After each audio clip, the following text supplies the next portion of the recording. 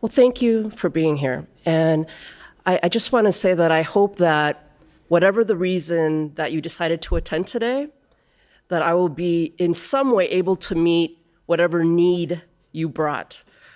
So I want to start by saying that each of you in this room today has a story to tell. And perhaps you've told that story to other people, like folks in your family, maybe once, maybe twice.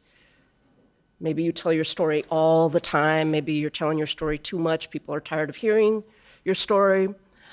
And perhaps you've written your story, or you've told your story, or written it in a private way, like in a private journal, in a paper that you've written for a class, in an article for the paper, in a piece of autobiographical fiction.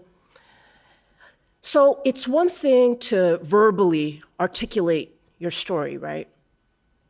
Just to tell somebody about it.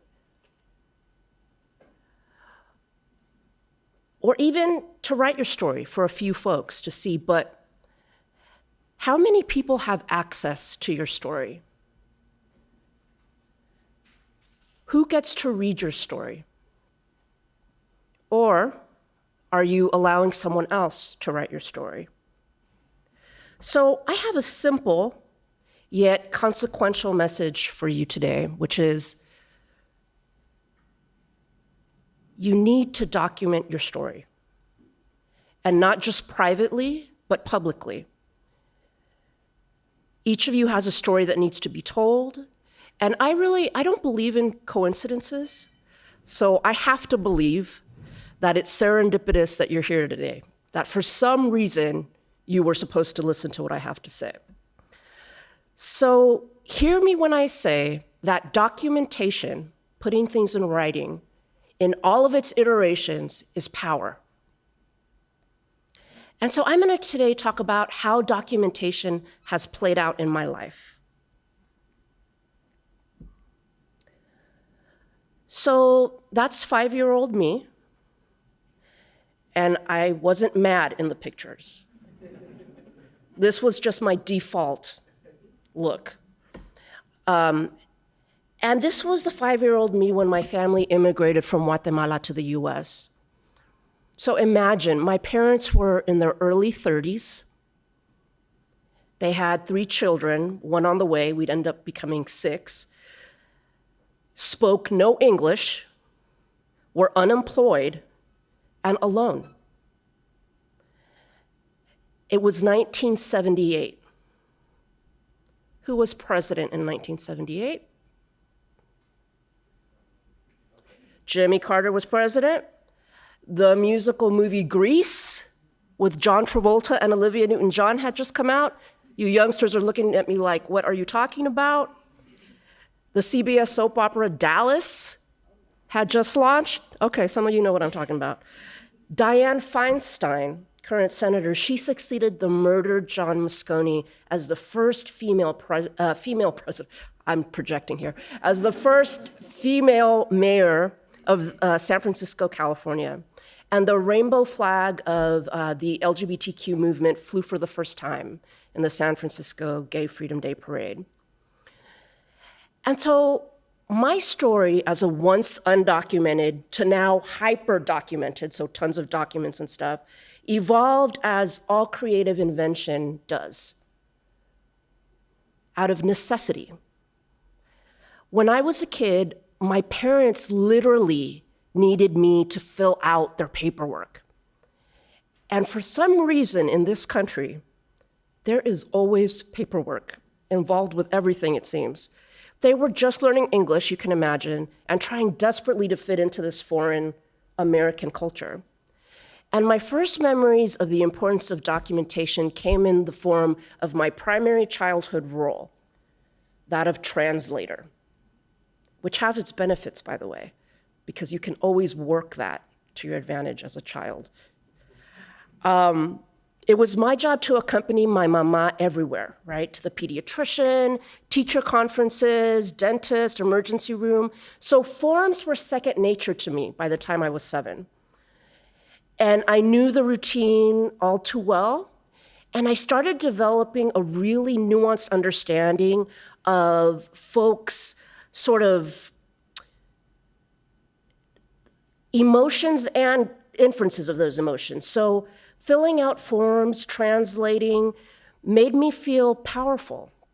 And it inculcated in me a sense of ownership over my family's official dealings. I felt like I was the officiant of my family.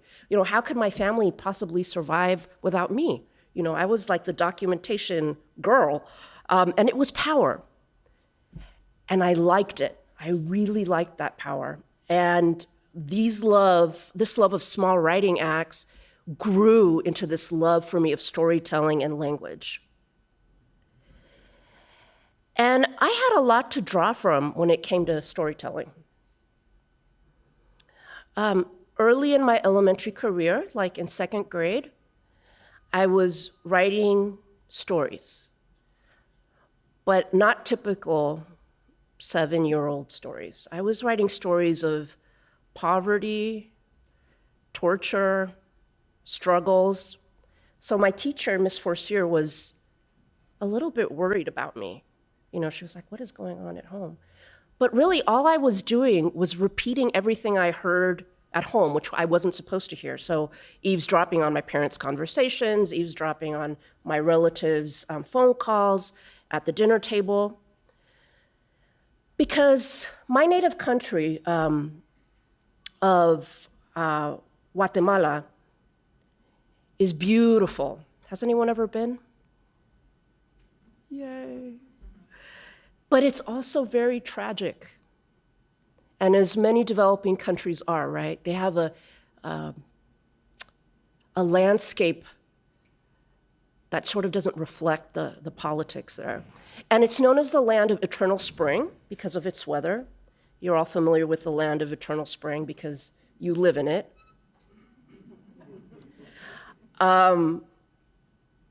It's beautiful landscapes, it's Mayan ruins, the rich indigenous culture, but it's also the land that's also known for its seemingly endless civil war. So when we immigrated to the US, Guatemala was in the midst of a 36-year civil war between the Guatemalan government and the indigenous or indigena population. And in rural areas, the repression amounted to wholesale slaughter of about, at least conservatively, 200,000 indigena people. The scale was genocidal, and mostly at the hands of military, police, intelligence services, and with a strong help from the United States. Victims of the repression included indigenous activists, suspected government opponents, returning refugees, critical academics, students, left-leaning politicians, trade unionists, religious workers, journalists. So this was the backdrop of my formative years, my formative early childhood years, 0 to 5. So that's where the mad face comes from. Just a lot of intensity, right? And in Guatemala, we were actually an upper middle class family. My parents enjoyed a flourishing social life. They were heavily involved in their church. They were surrounded by love of their families. My father was actually a civil engineer, the first in his family to go to college, out of 9 children. And he owned the land, some land, that was highly contested by many of the same indigenous folks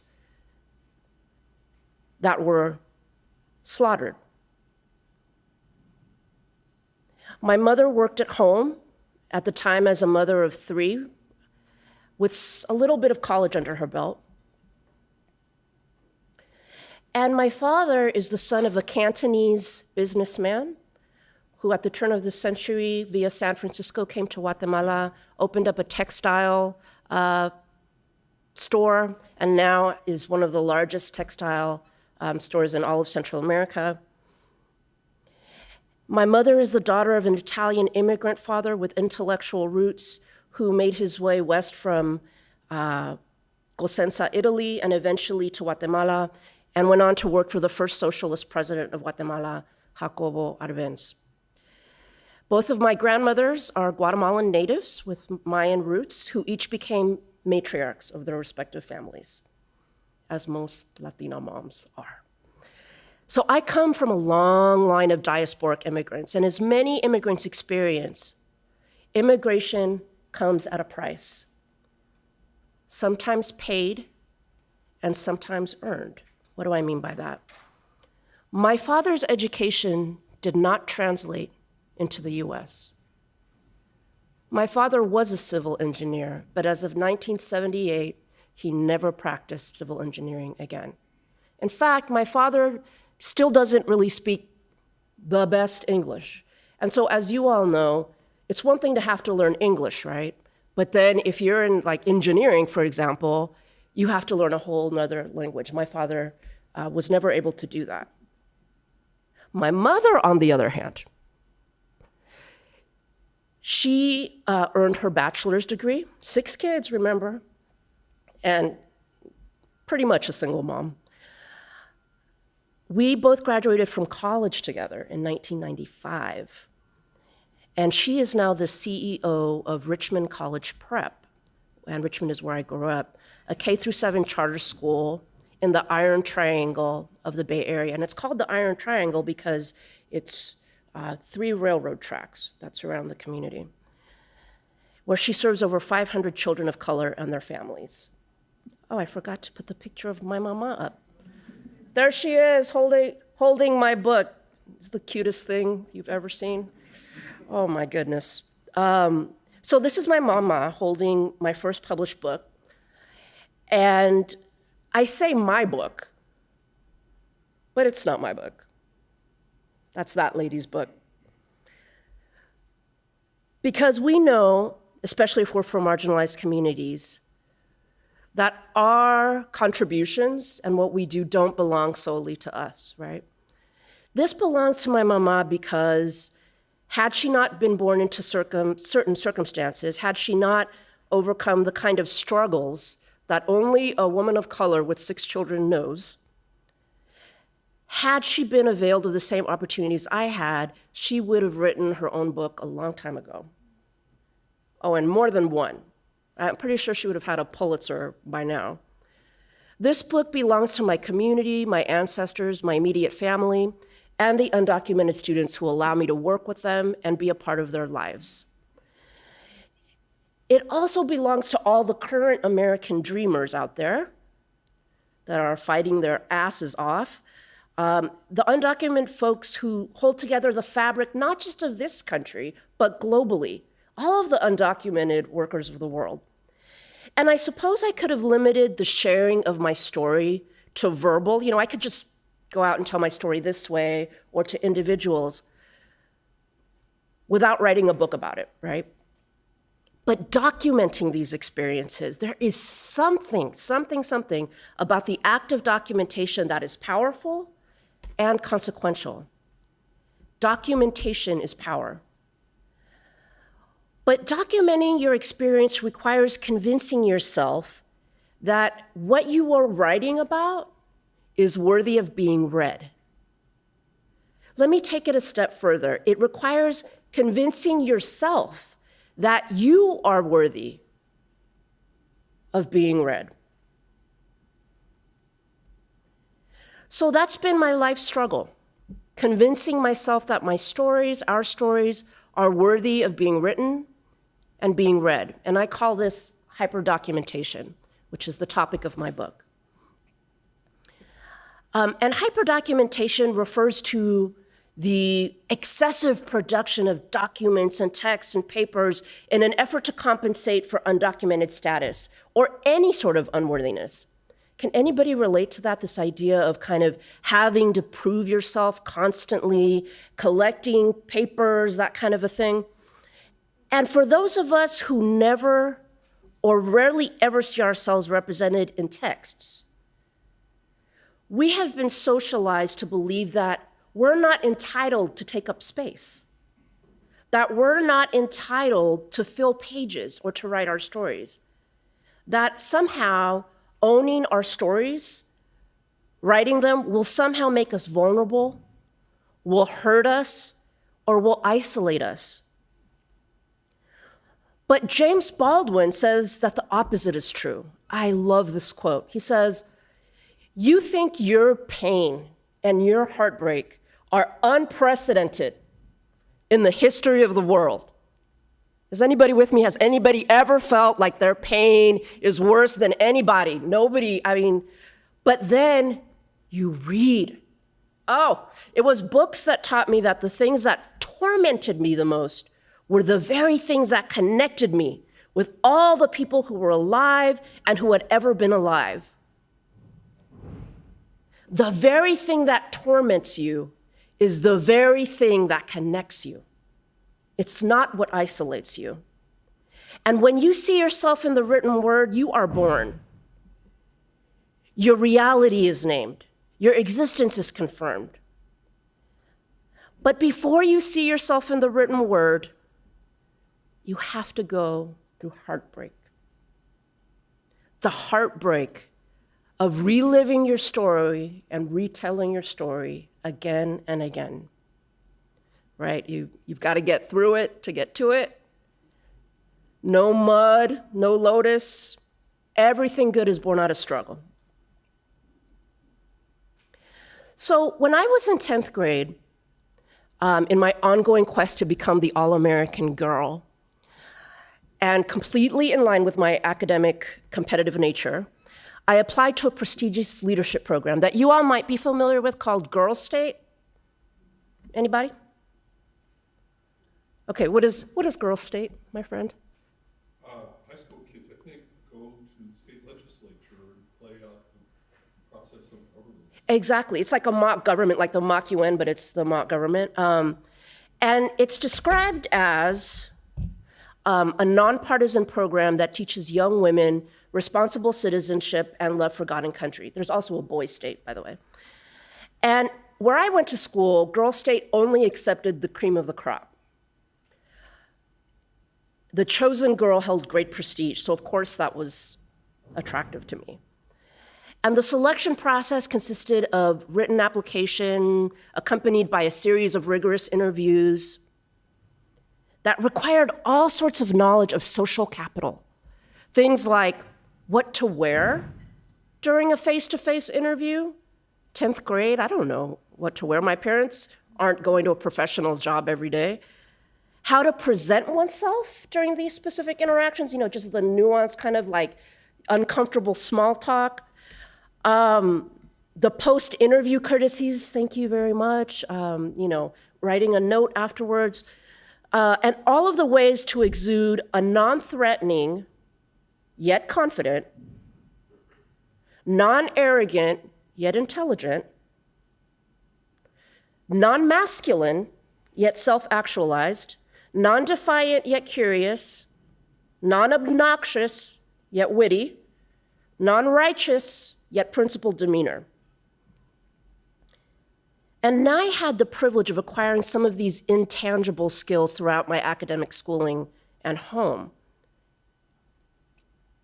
And at the end of the process, I received news that little old undocumented me had been chosen as the Girls State representative from my school.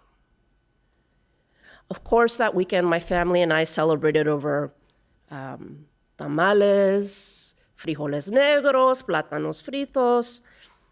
But this celebration proved premature. Because when the following Monday, my principal called me into his office, he regretfully informed me that because I was a non-citizen, I did not qualify for participation in Girls State. I was denied the opportunity to exercise responsible citizenship and love for God and country, even though I had met all the requirements to do so. So I learned a lesson there, which was that my immigration status was the sin that would not be forgiven, No matter the penance, be it a few more hours absorbing pages at the library, writing a couple more stellar papers, obtaining another certificate of merit, receiving another impeccable report card, my lack of real papers seemed to represent the ultimate evil. And I dreamt of the moment when I could achieve, academically or otherwise, without the fear of having it all pulled out from under me. And this fear is something that resonates strongly with the undocumented students I work with. So over the past 3 years, I've been conducting in-depth youth participatory action research with about 6 undocumented students. We've met on a weekly basis. And if you're not familiar with this kind of research, it's research that is for, about, and by students. So we are all co-research in it together. So they have agency in it. So allow me to share some of the experiences of the students, my co-researchers in this work. And before I share this, I do want to say it's out of context, so there's a huge conversation. I would love to teach a class on this, and so you're just going to get snippets of information.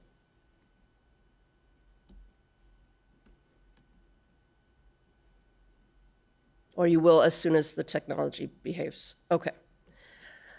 So Enrique says, for example, for me, I've never had the luxury, I guess, of failing any of my classes. These are all community college students, by the way. I've had friends that in college, it's easy for them to say that they're not going to go to class or that they failed a class and can't take it again. But for me, it's definitely not an option. For one, I feel like there's a little bit more of a need to prove myself because of my undocumented status. So later when applying for a job and also money-wise, I don't have the money to sort of like retake classes over and over again. So for Enrique, hyperdocumentation is not an option, and there is no room for error. Lou says, but to continue in education, I also depend on myself and on a lot of people, even though these people are sometimes supportive and sometimes not. And so yeah, I like school. Doing well in school, I have control over something. I feel like I have control over my life.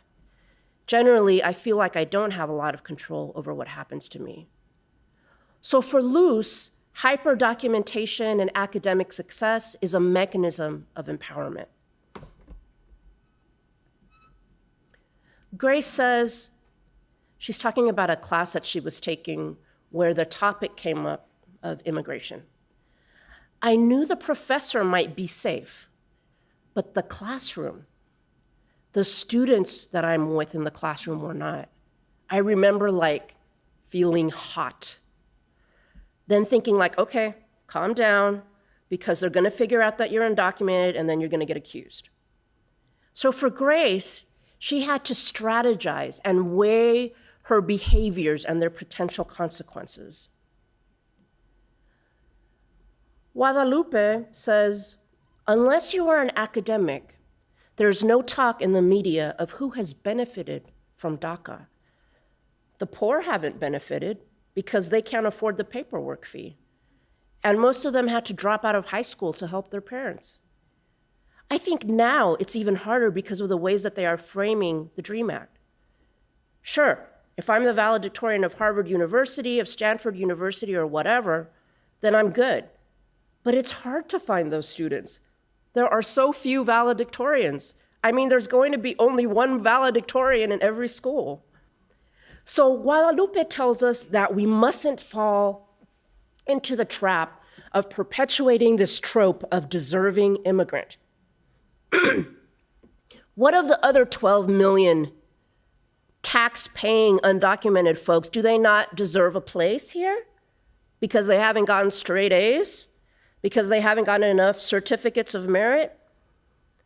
Don't they deserve a place in the land where they produce our food, add intellectual capital to our schools, and $11 billion to our annual economy? So what these students illustrate is what I call undocumented intelligence. And I define undocumented intelligence as the knowledge, skills, and intuition fostered by living as an undocumented person. And And typically, when we think of smartness, we tend to associate it with things like grades, academic awards, and test scores, all artifacts that, like many of you, I have accumulated over the 22 years of formal schooling.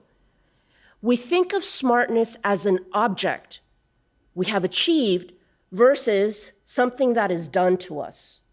Let me say that again. So we think of smartness as an object we have achieved versus something that is done to us. Dr. Beth Hatt, a brilliant scholar and friend of mine, challenges the conventional definition of smartness. And she reframes it to say that smartness refers to implicit theories of intelligence, not just as an ideology or belief, but as an actual practice, more verb than noun. Smartness as a verb rather than a noun. She argues that smartness is something done to others as social positioning, and that it's used as a tool not only to determine the social identities of others, but to make sense of their own identity. So teachers, for example, and who they classify as smart. That does something to the student's identity, also does something to the teacher's identity. In other words, the notion of smartness is inextricably connected to power, status, and social inequality. And this notion certainly applies to my schooling. I use smartness to keep my undocumented family basically safe. I knew if I did good in school, no one would call my parents for anything bad, which would be a big problem. And so I understood the power that performing smartness and having authority position me as smart had over my ability to remain in this country and protect my family from deportation. So my performance of smartness impacted the strong perception that I was acting like a good citizen, even though I wasn't a citizen per se. And to give you a sense of where I went to school, is anyone familiar with Richmond, California? San Francisco, California? So about 15 miles from there. Very under-resourced school. And during my senior year in high school, the superintendent embezzled something to the tune of $30 million. And our district went bankrupt. So they closed all Richmond public schools 6 weeks early. They canceled all activities. This was my senior year, right before starting Berkeley. Going to school was voluntary. Teaching was voluntary. Doing homework was voluntary. You know how that went. I ended up just going to work for the Social Security office. I was like, F it, I'm gonna just go over here and get some money, get a job. And I almost started thinking like that would be my route, that I would be working for the Social Security office for, as long as possible. So I lived firsthand what it means to be schooled under inequitable circumstances. Even though I did everything I was supposed to do, AP classes, extracurricular activities, it wasn't enough. And I had been accepted to UC Berkeley on a full scholarship. But man, getting an A or being a straight A student at De Anza High School, I found out, is not the same as getting an A in Exeter or the private school in Connecticut. I was going to school with folks that had won global competitions in writing and performance. I was amazing at De Anza High School. At Berkeley, I was below average.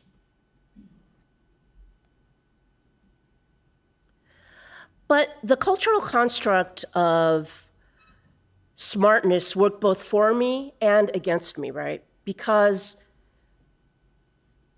I was in the top track of my school, but it also physically isolated me from students of color because I was usually one of the only ones. So it had some unintended consequences. And while the tracking of students may lead low-track students to consider themselves as dumb, I considered myself smart because of my positioning. So the cultural construct of smartness clearly worked for me because it provided a safe haven where authority figures were less inclined to ask me about my legal status.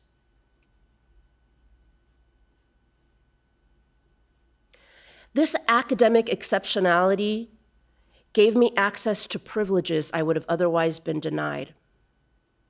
Things like being selected as gifted and talented, emceeing for school-wide events, going on special field trips. These opportunities allowed me access to cultural and social capital, which was regularly confined to white upper middle class students. Growing up, all I knew was that smartness led to praise. Now, I am aware of the power that smartness bestowed upon me in a more nuanced way. It was as if I was almost white, or an honorary white. I was treated with the same similar courtesies, given complimentary leeway, and held to high expectations in ways that I know white children received. And so my smartness was my entry into a world of privilege. And this experience is often reflected with the students that I work with. And so a central theme of the work that student co-researchers and I have engaged in is centered on the advice that undocumented students that are hyperdocumented want to give to educators. The first piece of advice is you don't need to know a lot to help me. A lot of educators are afraid of helping undocumented students because they think that they don't have the knowledge. But what students say is, all I need you to do is be there for me. The second is, don't tell me everything is going to be fine. So undocumented students tell me that, I think my teachers tell me that because it makes them feel better. But really, everything might not be fine. So that's not a good thing to tell undocumented students because they will write you off. What you need to do is walk the path alongside of them. What undocumented students say has been helpful is when educators say, I don't know, but I'm here to help, and I will walk you through this. Together, we'll learn together. And so I've learned that hyperdocumentation is not a panacea. It provides temporary relief from deep-seated beliefs of unworthiness, but as my participants and co-researchers have also attested to, until we go beyond personal hyperdocumentation to actually documenting our lives, will remain in the shadows.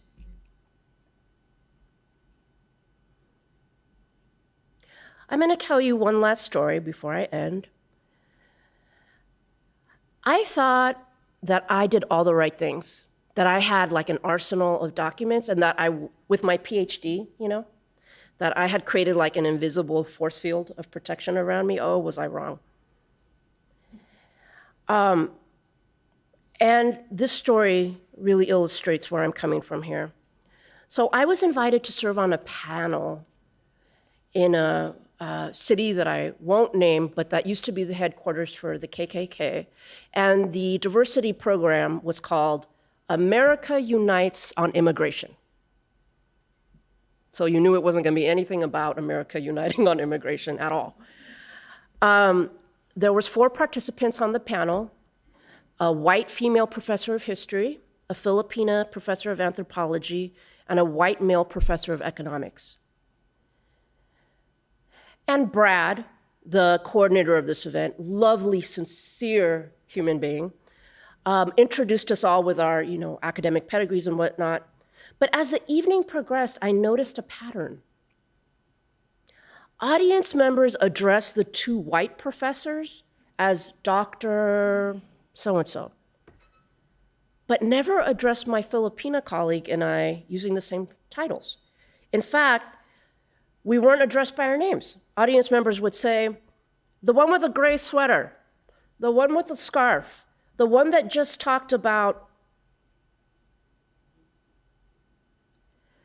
They all made mention that our accounts, the Filipino colleague and I, were really interesting but emotional and devoid from facts. Although, of course, we all used evidence to support what we were saying. I thought that my PhD would protect me from the rage over immigration palpable among the audience members. And I reflected on the fact that not only did my Filipino colleague and I have more prestigious degrees than these folks did, but we were also younger and more accomplished. It was a hyperdocumentation shock moment. I wanted to empty out my folders full of accolades, certificates. I wanted to show everybody my CV to prove my worthiness. But as I spoke, and all I did was tell my story as an undocumented person, as I spoke, a large white man of about 300 pounds and 50 years repeatedly attempted to rise from his chair and made arm gestures that indicated he wanted to refute my story. So if you can imagine this, the moderator was pushing down on this guy's shoulder as I'm talking, because he really wanted to say something. Well, when I suggested to the audience that I, as a once undocumented immigrant, probably possessed more knowledge about US history than any person in that room, he stood up, audibly scooted his chair underneath the table, and just stomped out. I knew I would finish, but I was unsure of my emotional and mental condition upon leaving the event. When it did finally end, you better believe my Filipino colleague and I rushed out to my car, running, shaken, and quickly locked our doors. And I wondered, would I ever do this again?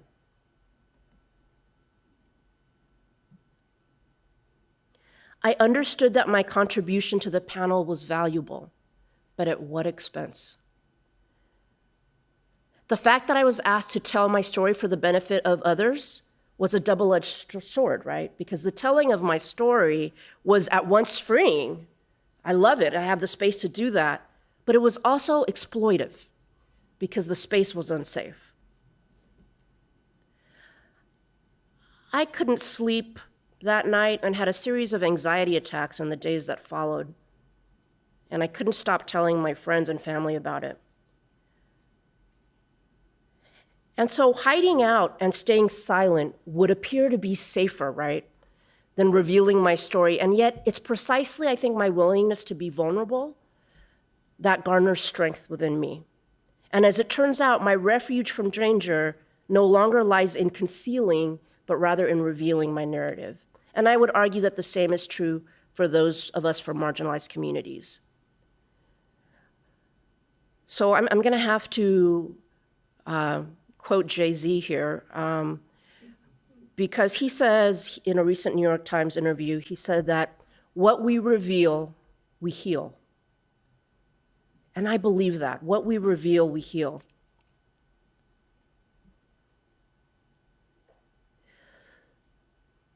So if I had more time, I'd tell you all about the failures, the rejections, the ugly crying, the amount of chocolate I had to eat in order to reach a point to finish this book. Most of the time I was writing it, I felt unworthy. I felt not smart enough. I felt not important enough, but I did it because I knew that my mama and so many others could only dream of documenting their story, but simply were not as privileged as I was. So hear me when I say that your story is waiting to be told. And if you haven't already done so, please write your story. Write your family story, write your community story. Let this be my gentle tap or my fierce shake of your shoulders, entitling you to tell it. I am officiating all of you right now. I entitle you to take up space in academia. I entitle you to tell your stories. I entitle you to speak your truth, even when people say that it is not objective. I entitle you to claim your bias as a strength and not a deficit. Write the text you have always dreamed of reading. Your story is worthy of being documented because your story does not solely belong to you. You have an obligation. You are entitled to write your story. Someone is waiting to connect to your story, and you are allowed to take up space, just like those guys on the train that take up a lot of space. You know what I'm talking about? You can take up all that space. What I want to leave you with is this: documentation is power, and you must document your story. I know it's hard, and sometimes it feels impossible, but you can do it. You will do it. Thank you.